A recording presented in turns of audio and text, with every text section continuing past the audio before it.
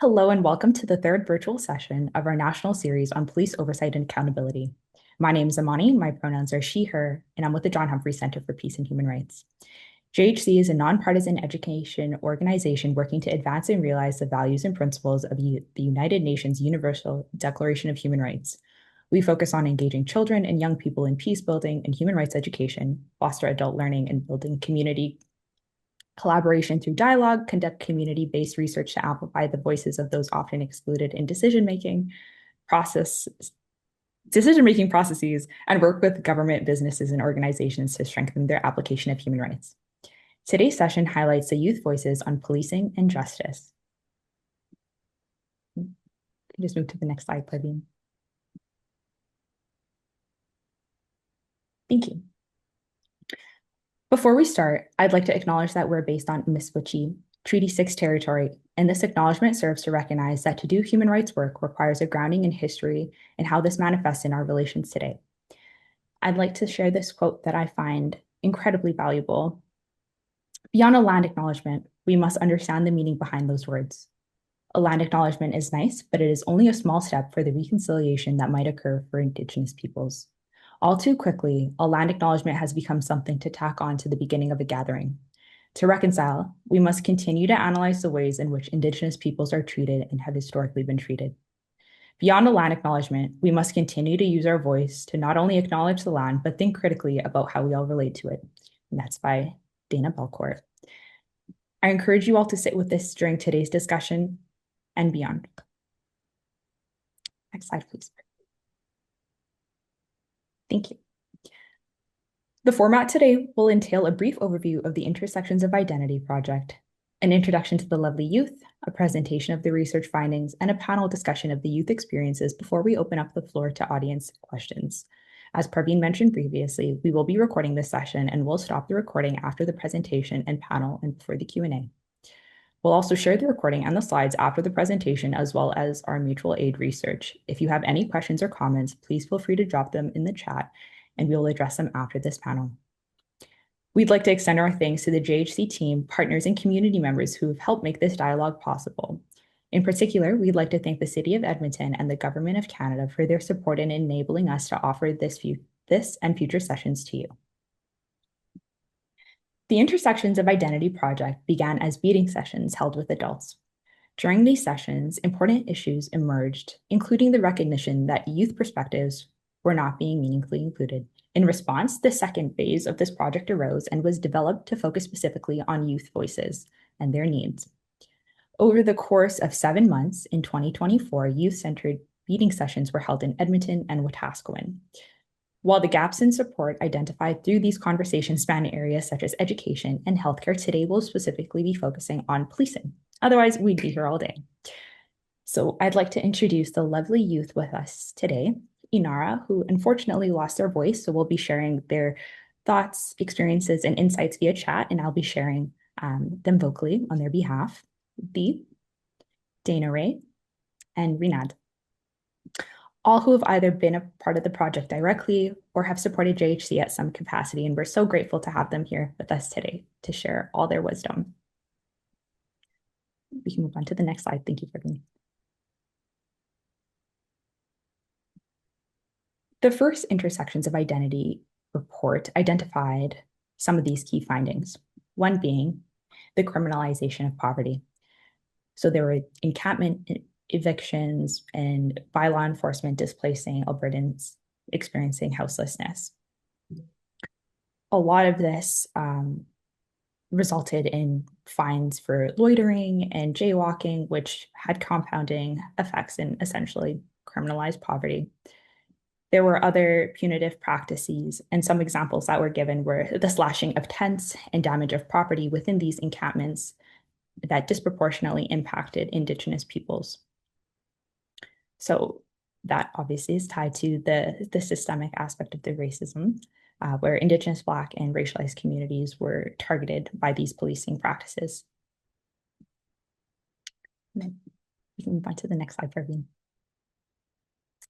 Some of the key findings from the youth report identified racial profiling, racial profiling, where youth described being treated as dangerous when nonviolent or not a threat. Some examples given were being followed around in convenience stores. A lot of youth expressed that there was lack of trust in people and the system because they often felt unheard when they were asking for help or when they reached out to police, and they no longer felt like that was an outlet that they could resort to. Additionally, one of the findings were the barriers in legal navigation, and this kind of came about with some of the surveys that were sent to legal professionals, as well as some of the conversations had with youth, where young people or youth don't know where to go, who to talk to, who to trust, what these processes look like, or what are consequences of them. And so, where do we go from here? What do these recommendations look like? And I'm going to pass the reins off to one of the youth themselves, Dana Ray, to explore some of that with you folks.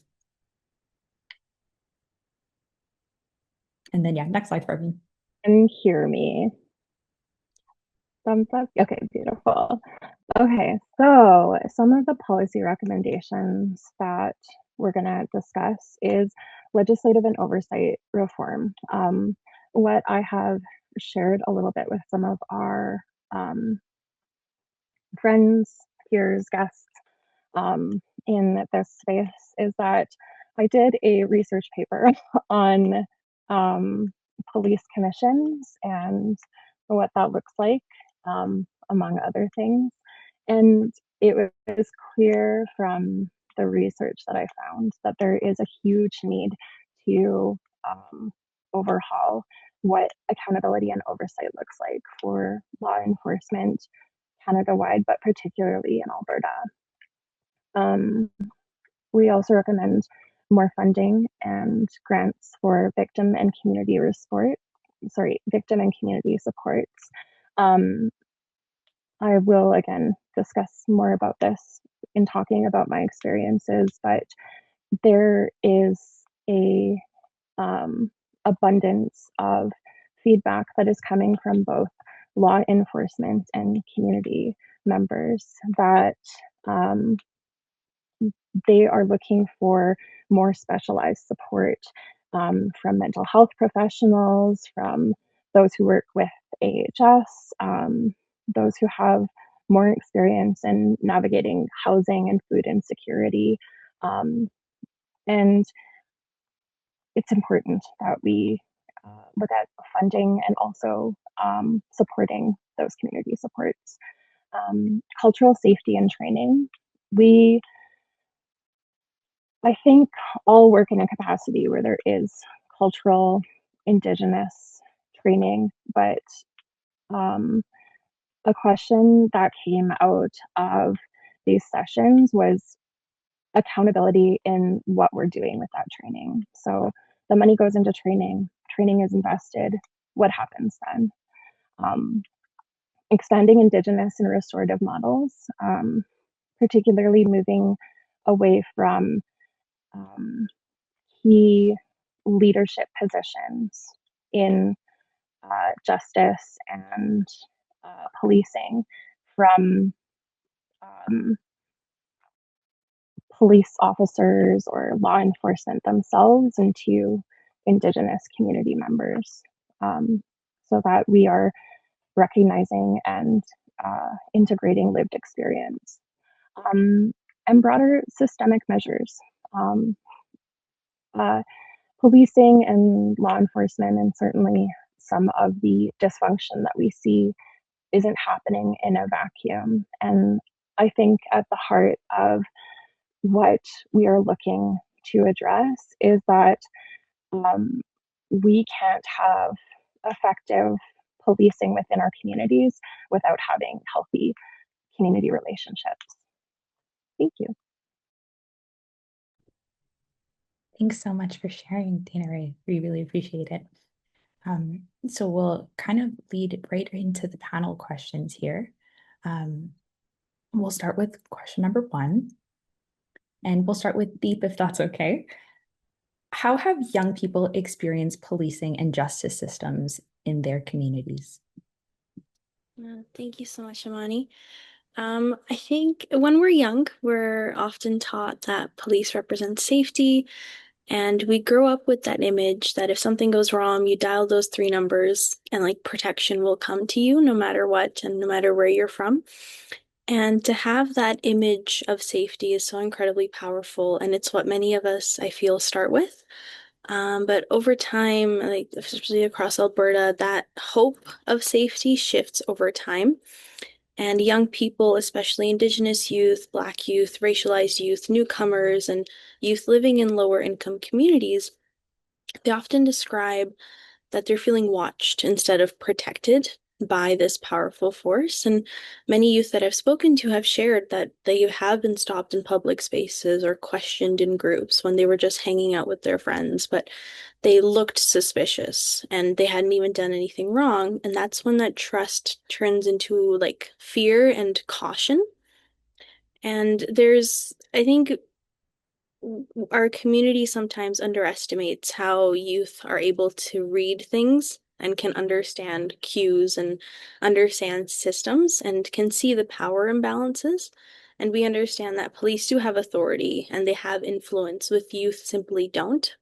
And when interactions feel dismissive, aggressive, or unnecessarily escalated, we internalize that. And even something like tone, body language, and assumptions can shape how safe someone feels. And we also have noticed that there is a gap between policing and prevention. We see that police respond after harm happens rather than working alongside community organizations that are trying to prevent harm in the first place. And the police force feels reactive, not relational. And that disconnect really impacts the trust and the relationship that youth have with the policing just organization on its own. Thank you, Dee. There was a lot of rich points that you brought up there. I just wanted to invite Renan to chime in if they wanted to say anything.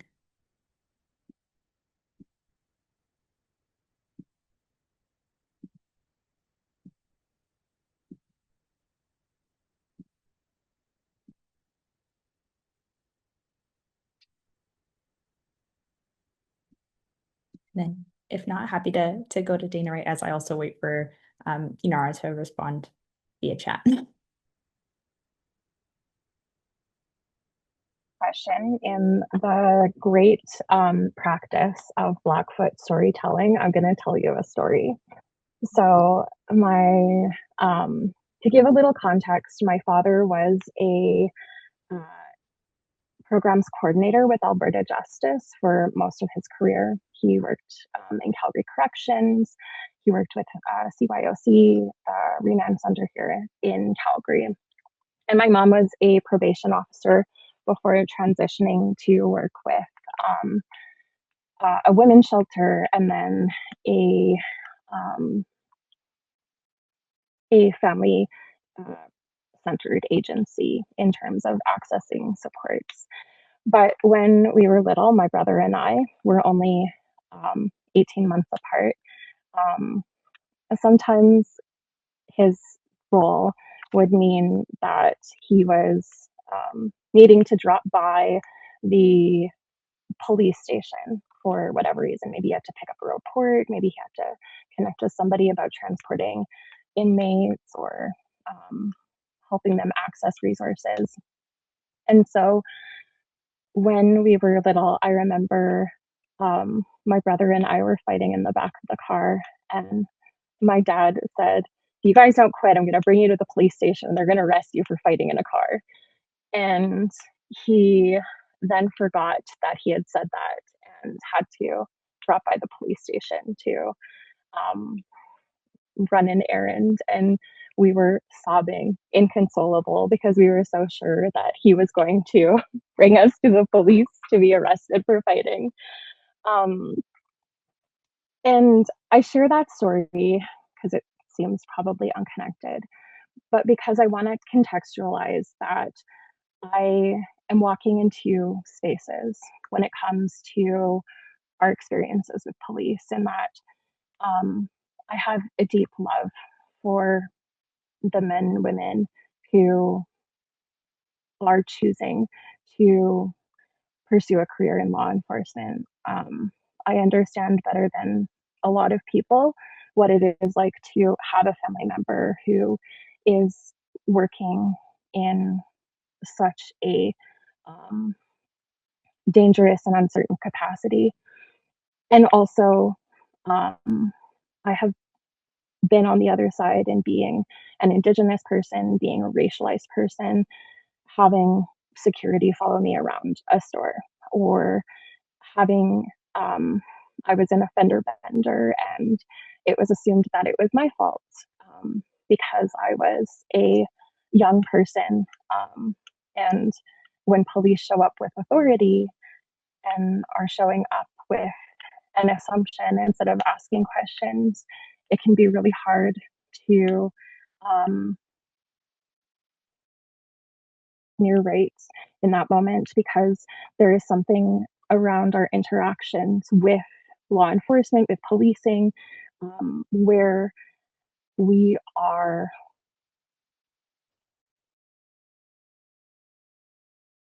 respect that authority and where they have a they are in a position of power over young people, over citizens. Um, and I share that because um, some of the experiences that I'm going to talk about later in terms of my own experiences with police, in terms of what I've seen um, in my lived experience, is going to be critical. And I just want to ensure that we're grounded in not all criticism is coming from a place of, um, dislike or hate or um, misunderstanding. Some of it comes from a deep love and a desire to see us do better.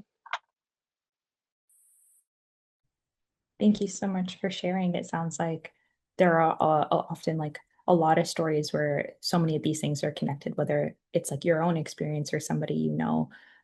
So thank you so much for sharing that. Rinat, if you want to go ahead and share your insights on this question as well, and then I can go ahead and read Inara's response afterwards. Yeah, for sure. Sorry for the delay. I'm just running a bit around supporting clients today, and it just happened to not time out as great, so I do apologize. Yeah, when I think about policing and how it impacts youth, I often think about myself when I first had my very first interaction with police. This was when I was 12 years old, and I was walking downtown with my mom, and this person had come and had ripped off my mom's scarf. And so police had come and support, but in this instance, unfortunately, our police just wasn't as informed as they should have been. And it became more of a, well, why did they do that? Did you have a weapon on you? Did you push this? Did you do that? And then as a youth at that age, and I did look like a 12-year-old. They came at me and they had started asking all those questions and those interrogating questions. And I think that was when our parents, had given us that conversation of what to do when you're around police. So I already kind of had that underlying kind of approach of what to do, answer their questions, never argue, just be there to like listen to whatever they say. Um, but it was after that interaction and then actually going back to community when we had our Friday prayer and we were talking about this with amongst other people, and you hear that that was something that the community has just been facing as a whole. I think that in itself created a whole new level of, I want to say, fear. It created a whole new level of fear. And it wasn't a good thing. I think the community then was just living on that level of, okay, well, we can't do anything. We can never call the police if we need help. They will always just turn it around against us. And that's something that I've noticed not only myself, but with my family as well. We're very hesitant to reach out for support and help if we need it. We're really quick to being like, okay, what can we do ourselves? Or is this something that we really need to address? Is this something we can just pass on by? And I've noticed it like when my mom had been recently assaulted at the grocery store and she had come home, she didn't call the police. And when we asked her why, she said, well, it's okay. Like they're just going to ask me what I did. And I know I probably did something wrong, so I'm not going to ask for help. And that in its own is terrifying. And so when I think about policing and how that impacts youth. This is an adult feeling this way. I can only imagine what a youth is feeling in that position, right? And I know when I was in that position, I was quite terrified. I was quite scared, not only for my safety, but for my mom's safety. And like in grade school, you're taught every single day that 911, police, ambulance, all of these people are here to support and take care of you. But it takes just that one instance or even hearing that one community story for that trust to be completely shattered. And now being in the position that I am where I work with police and I'm consulting with them and we're trying to improve the policing system, I now feel this deep heart and sadness because I know a lot of people just won't access the supports even when they need it.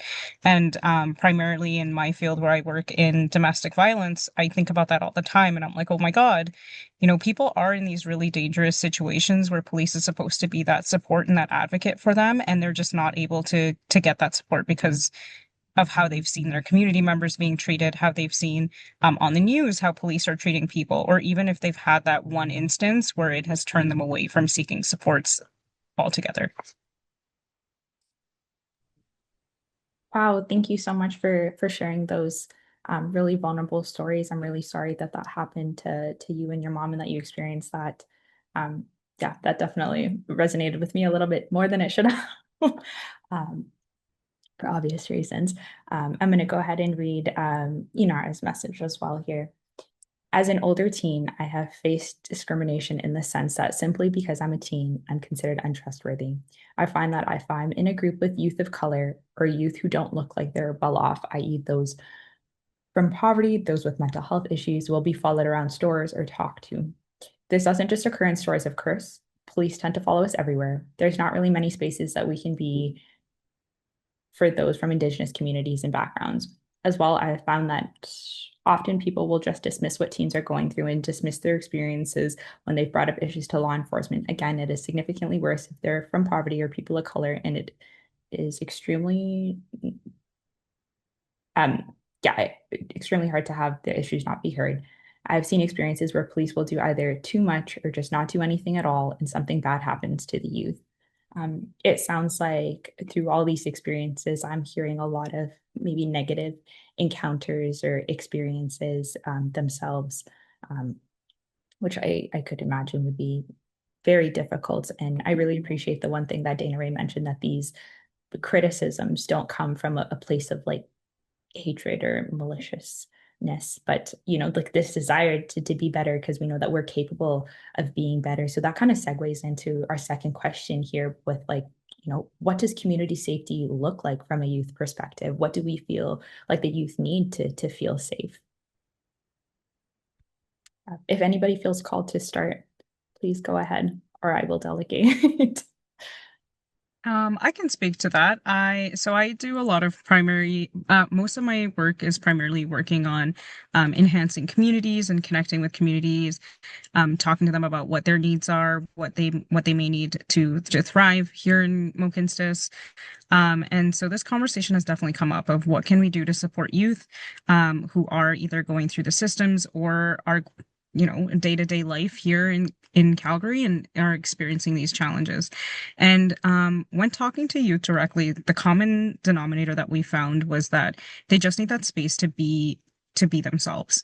Right now, what we're seeing is a lot of individualism within the city of Calgary. And I want to say, like, as a person who's not from here and from the Middle East, we do practice a lot of collective approaches, collective movements. It's community based. Everybody is working with each other.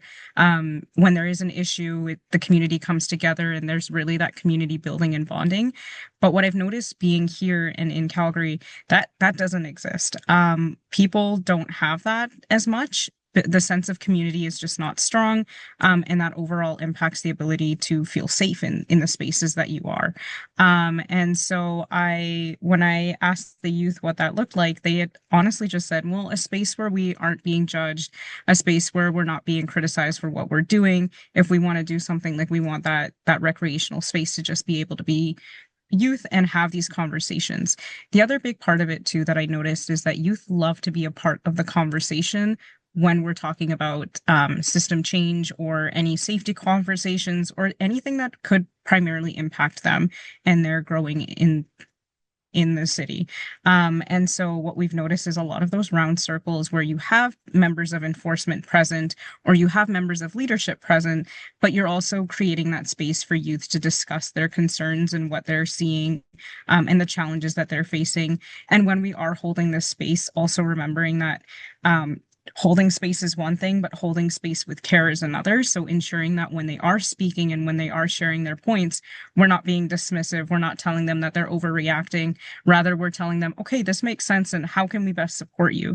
That goes a long way. And finally, when it comes to just that overall community safety, is being able to recognize that these communities exist and being able to rely back on them.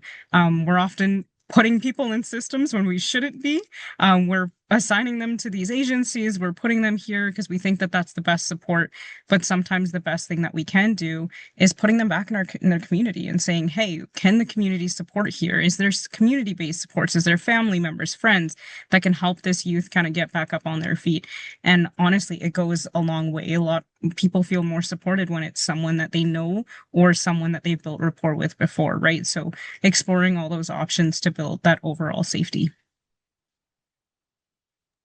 Thank you so much. I'm hearing a lot of like that cultural awareness and nuance as well that you're sharing, right? It's very jarring to be kind of taken out of like everything that you've known and put in a completely different system that maybe you didn't grow up with or haven't experienced, or maybe just were taught in schools, but are like fundamentally different from, you know, how you function.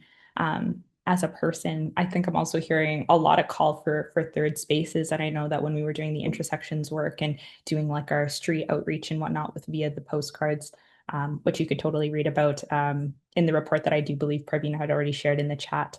That is something that youth had asked for, was just like, we need more spaces where we can exist in the ways that we want to, that feel safe. And I think the word that I'm hearing a lot is non-judgment. And I'd be intrigued to hear what anybody else has to say about that and what that actually looks like in practice. But yes, over to either you, Dana Ray, or Deep, whoever feels called to speak.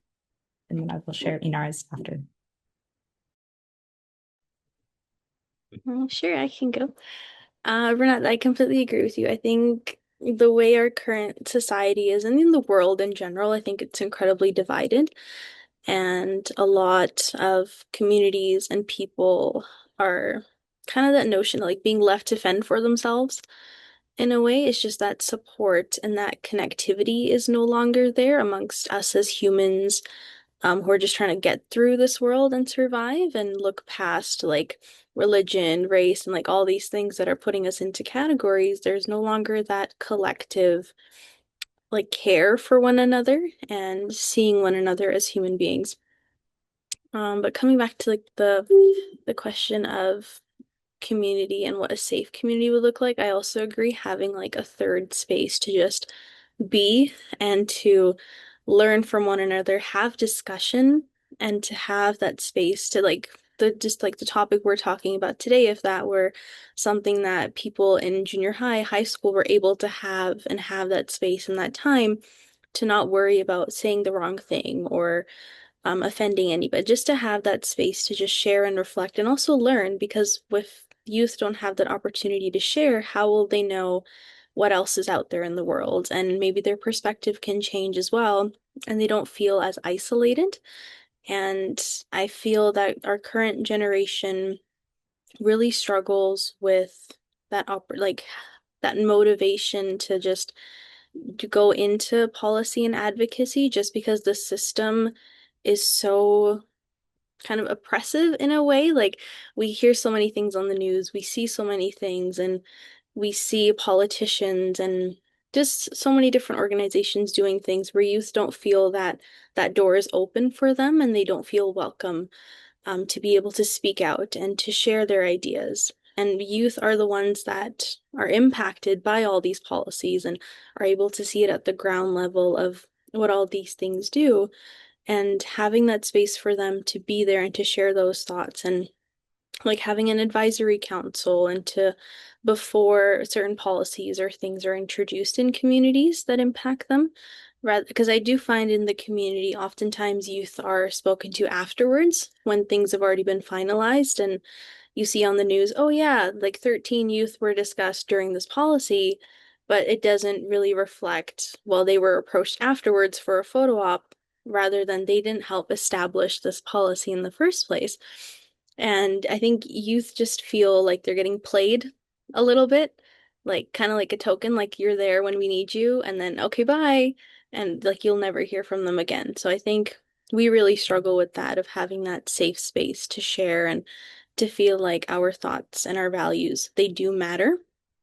And it doesn't matter what space you come from or what you're passionate about, everything is interconnected, whether you're into tech or law or art, everything is so interconnected and everything brings so much value into advocacy and into policy that just having that space is really important and to have like mentoring opportunities and workshops and to more like growth oriented, I think, is something that youth really, really need, and to feel that the generations before us, the adults, actually want to help us and to help us be like take the next steps rather than just being like, oh, these Gen Zs don't know, like all these things, rather than just separating us by generation, but using kind of like a ladder, like a stepping stone of like, okay, let's build that connection, let's learn from you because of course the world does not look the same as it did 20 years ago and policies are different. AI is here and like so many things are happening where older generations when they say like you guys don't understand or like when they try to like separate it and not really relate to us, I think that's where it gets tricky because they don't understand all these pressures with like employment and with rent and like trying to pay for university and just all these things. And especially when you're trying to start something in the nonprofit industry, like you're struggling for grants, and grants are what decide if your project will succeed or not, and not like your idea is great and let us support you as a community, but rather, oh, it's all about the money. So I think that's where there's not enough money that goes towards youth initiatives and youth supports and youth who do seek out like opportunities. They soon do realize through that program when it gets shut down or when the person who's leading it says, oh, we're short on funding, but we've applied and we'll get back to you. And just being stuck in that loop, I think, is something that would be really nice to have and to get that fixed. And that would help make a safer community for youth where they can grow and not worry about like the system in a way and getting caught in all of that. So, yeah. Sorry, I went on a tangent there. Oh, not at all. Thank you so much for sharing. I think I'm hearing a lot of how divisiveness is so, like detrimental to like, our community health, like our economic health and so on. And I think it was really interesting some of the examples that you brought up, right? Because I think when I think about religion or, our ethnic backgrounds, I think a lot of these things are actually supposed to unite us. And, that it seems like they kind of work in the opposite, or at least that's what it seems like in these days. And that generational aspect I also think is really significant because some of the things that you're saying, I'm like, oh my gosh, my mom says that to me all the time. Like, I had two kids when I was your age or whatever it is, or I already owned a home or whatever else they decide to say. But it is quite different, right? And like you mentioned, we're living in the age of AI and all these different technological advances and that interconnectedness between like, technology and law and policy and practice and science. Like it's all, I always say like the same thing, but I think other people might disagree. But yeah, so thank you so much for bringing some of those things to light. I'm just going to share what Inara had mentioned in the chat, and then we'll go over to you, Dana Ray, if that's okay. Okay, perfect. Inara said community safety should be that young people don't need to look over their shoulders either for people trying to harm them or for the idea that they are the harm to emerge and for them to be a target for law enforcement. There should be more support and resources as well as places for teens to be without being a target or have the assumptions made about them. I find that giving youth more of a sense of community would be a lot more helpful as often they won't seek help due to their own experience or experiences that they've heard. Um, yeah, and I think that that's also super important. I think this theme has been pretty constant throughout our entire conversation, is that youth are feeling very unseen and unheard and undervalued, and they're either not brought into these conversations from the get-go, they're more of an afterthought, if anything at all. And when they do reach out for these supports that are supposedly supposed to be there for them, they're, not culturally sensitive or competent. And that also has detrimental effects. So thank you so much for sharing, Inara. Over to you, Dana. So something that Rin Nad shared in that she shared that like she's not from here and in her community they practice a lot of collective movements, and something that I find really interesting is as somebody who is from here and is as from here as you get, I'm a member of the Piikani Nation here in Treaty 7 territory. We also practice communal parenting in that in our community, in our spaces, the children are everybody's responsibility. And so the reason I share this and the reason I highlight that Renad shared this is community safety for youth looks like systems that empower strong family relationships, and that empower not just moms and dads, but grandparents and aunts and uncles and cousins. It looks like revisiting how we support affordable housing, how we support um, families and extended families accessing housing so that multi generations can live together and provide childcare, provide support, provide connection between the youth and the um, elders and community. I think that a lot of the dysfunction that we're seeing with policing and their interactions with youth, a significant portion of that is stemming from the fact that their parents do not feel supported to adequately provide support, to provide safety, to parent, to provide structure and love and care, because everybody is in this cycle of just trying to survive. And we don't have enough resources in place. We don't have enough protections in place so that families can practice communal parenting. Thank you, Dana. Yeah, I think that's a really important point to bring up, that, the traditions and cultures of the people who've been here are also, very collectivist, and, things have changed post-colonization. And what role should youth play in shaping future reforms and accountability systems? I know that we're talking about maybe what youth want to see in terms of safety, but what can the youth actually do moving forwards, and what do you think that they should be doing? I'm going to start with Inara, if that's okay, because I feel like I've always put that kind of last. Okay, sweet. And then we'll head over to everybody else. The role that you should play is getting to shape their communities and shape the help that they receive. I've heard a lot of people say that we need more open communication with adults in law enforcement, and to be treated more as an older kid or adults, instead of being expected to act like adults, but being treated as kids, because we are aware of what's going on and we should have more of a say in the things that we need. Yeah, I think that's really important to respect the autonomy and dignity of the youth, because nobody knows them better than themselves. And I think that a lot of these systems or people in positions of power seem to think that they know more in terms of what's best for them. So thank you so much for sharing, Inara. Deep, would you like to start us off? I'll say I think I kind of answered this in the previous question, but just involving youth in discussion and having like advisory councils and like really establishing that foundation, I think is really important.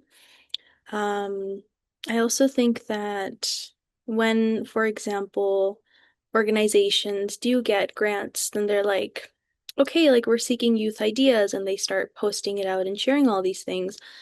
And they look for a place for that funding to go. But yes, that is something they can do. But rather than having a relationship established with youth already, because then organizations aren't hunting down youth and being like, oh, you have an idea? Well, we have funding. Just tell us what you need, just give us the receipts and just send us photos. Like, not really building a relationship with them. And I think a lot of organizations who do have the funding, do have the relations, and could really help youth grow in their careers or whichever path they would like to choose, and to really build that connection. I think they should reach out to the youth and to really like meet them at their level and not just come in as like, yes, we're a part of this organization, this is what we do, what are your thoughts? But really actually getting to know them by name and knowing, what are you passionate about? Okay, well, is that something this project you would like to start? How can we help you? And coming in with that approach, I think, is really important. Um, Another thing would also be to really, if say you are starting a youth advisory council, you are starting these things, to know where that information is going and to be completely transparent with the youth as well. Sometimes when organizations do host like councils or justice meetings or anything of the sort, you go there and youth will share their personal stories and they'll share personal information, which you'll have like a person in the back as a note taker who's like writing all these things down, and you won't know where that information is going. They'll just say, thank you for your time. Here's a couple Timbits. We'll tell you when the next meeting is. And you don't know what the next steps are. You don't know if your story that you're sharing or your, like anything that you're sharing and your ideas, if they're being used for a good cause and if they're actually going to do something for your community, or if they're just going to be written on paper, submitted, this is what had happened, and then that's it. Like I know with this report that we done with John Humphrey Center, youth at the get-go knew that this is what our plans are. This is how we are going to be using this report to take it to policymakers. And these are what our hopes and our goals are. And this is where we would like your ideas and your input. And it was incredibly transparent. And we knew that this is going to make an impact. And we felt involved and we felt like this is our project and this is our report. And to have like when we saw the physical copy, it was like, whoa, like this is real and our names are on it, like this is official and we are involved and we do feel seen and our experiences are heard.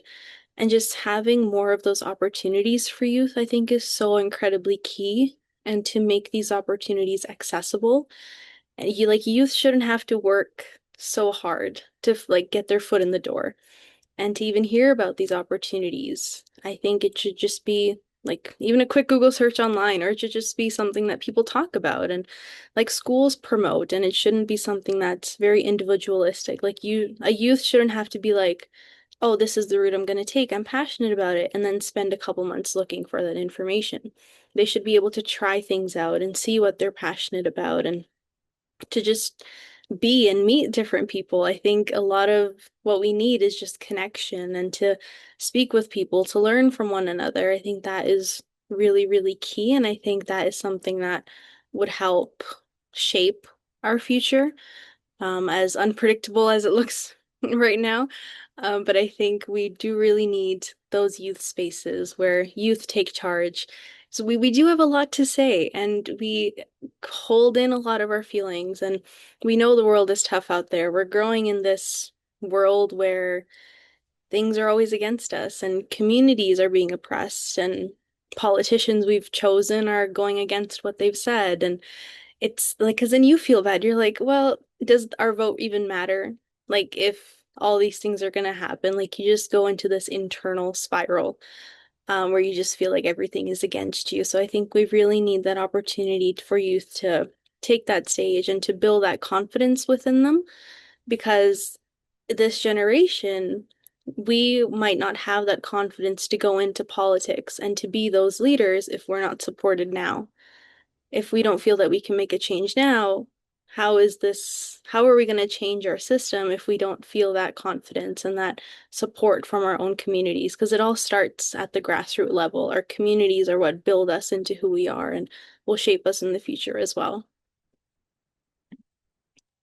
Yeah, I feel like there's a reason they say it takes a village. I do think that we're also heavily influenced by one another. And I think that transparency is so incredibly important, with all parties involved. And I'm so glad to hear that you feel seen and heard with JHC. I think that we always try to make sure that our work reflects that. So thank you for sharing.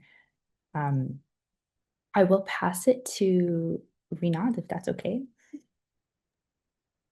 Yeah.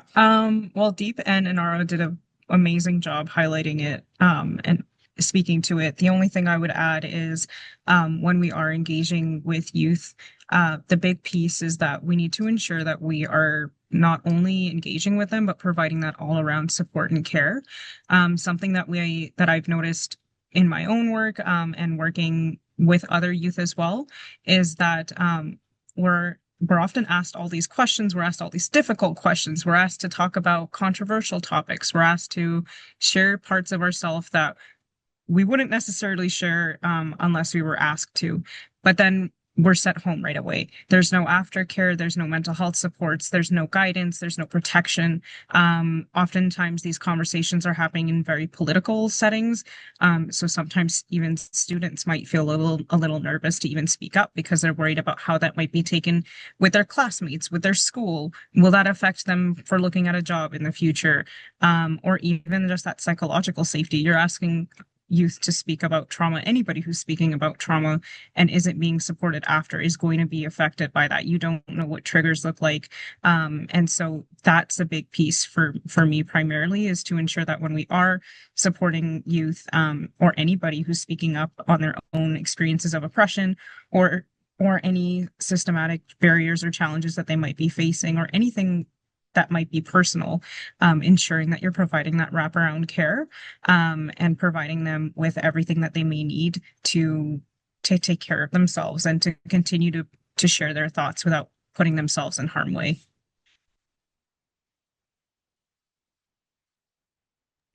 Thank you so much for sharing. I'm so sorry. The event is going on right now, and I'm on crutches, so I can't get up and turn it off. So you're just gonna have to hear it for a couple of minutes. I'm so sorry. Um, and thank you so much for sharing. We'll move Also, on don't to. apologize for that. I sorry. Oh, you can't? Okay, that's amazing. I No, was. don't Oh no, I'm apologize so for that. disoriented. No, don't apologize for that. Everybody should create space for everybody's religion and cultural beliefs. That's not something that you should ever apologize for. No, don't apologize for that. Sorry for interrupting, but don't No, do no, that. that's okay. Clearly, I'm like so red. I was like, I could hear that you were coming to the end of your statement, and I was like, oh great, I have to mute now. Okay, glad to hear that nobody else can hear anything. Okay.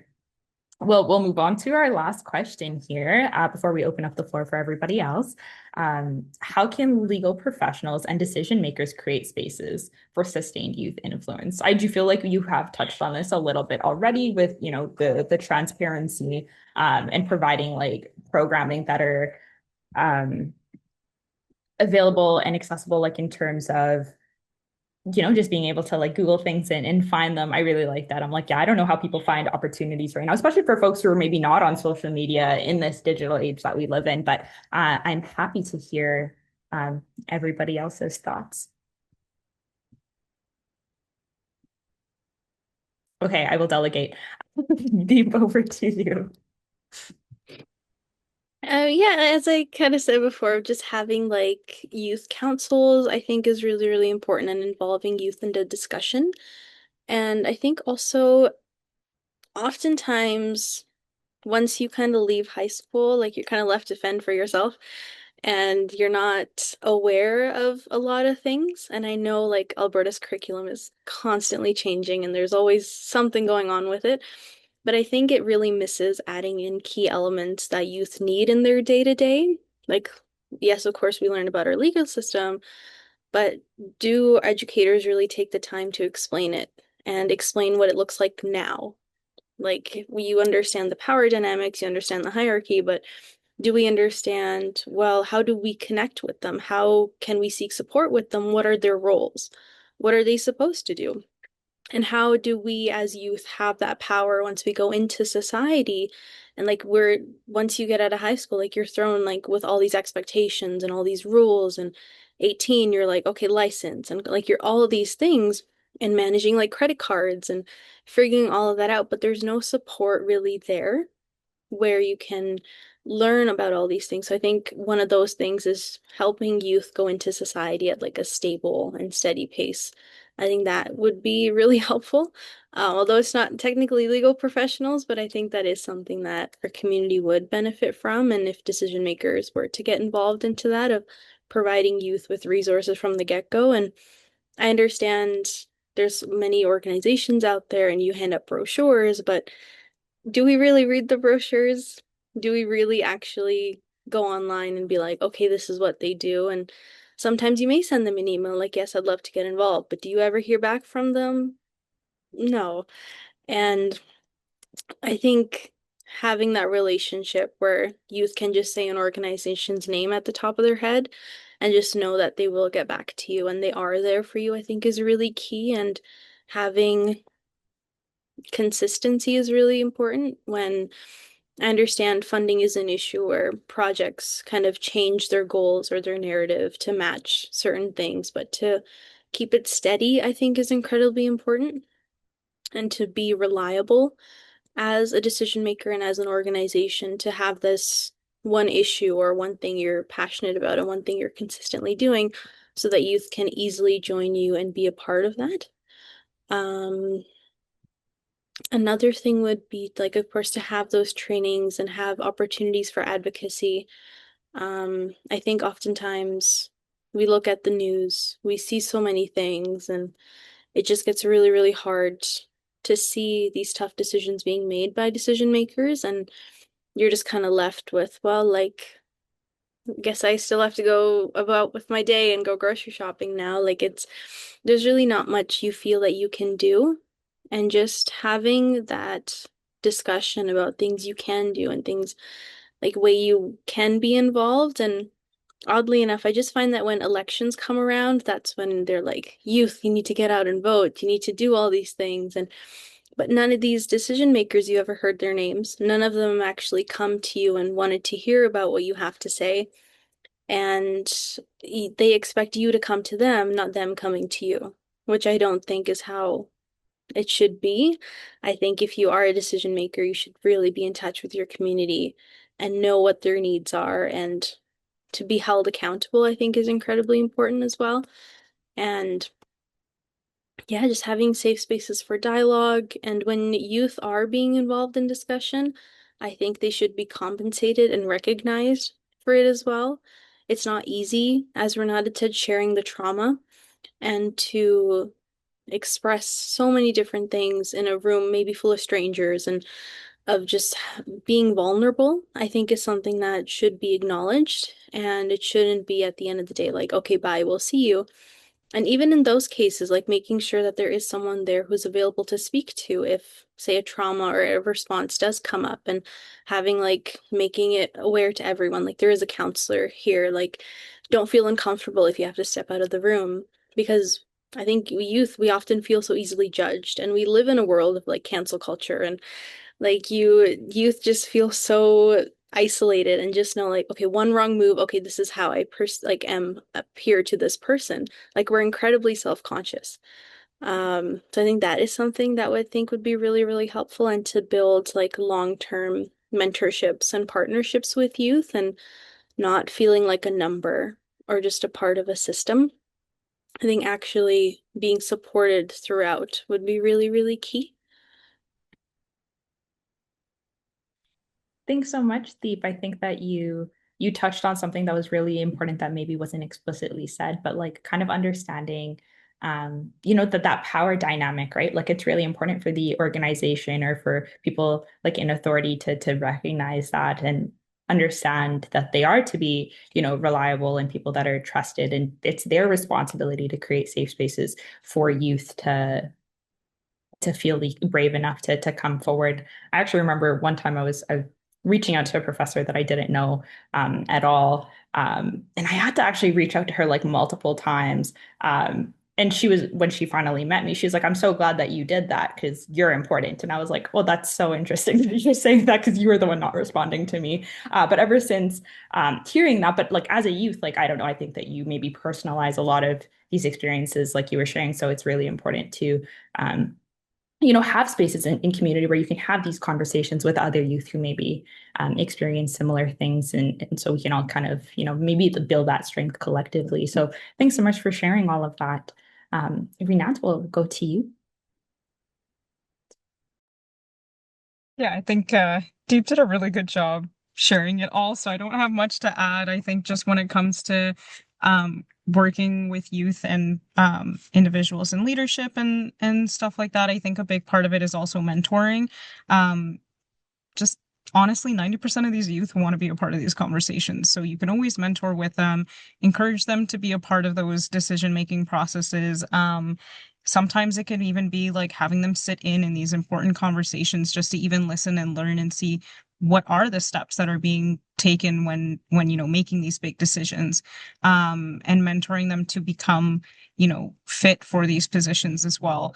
I think that goes a long way. But I think Deep covered most of it, so I'll pass it on to whoever has anything else to share.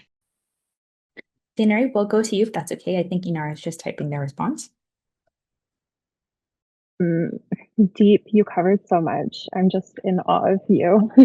The only thing that I really have to add is that when it comes to legal professionals, decision makers, creating space for sustained youth influence, where I see a big need for change is in how we think about youth opinions, how we think about their perspectives on the world. I did see in the chat, if we tell youth the truth about some of these situations, it's really scary.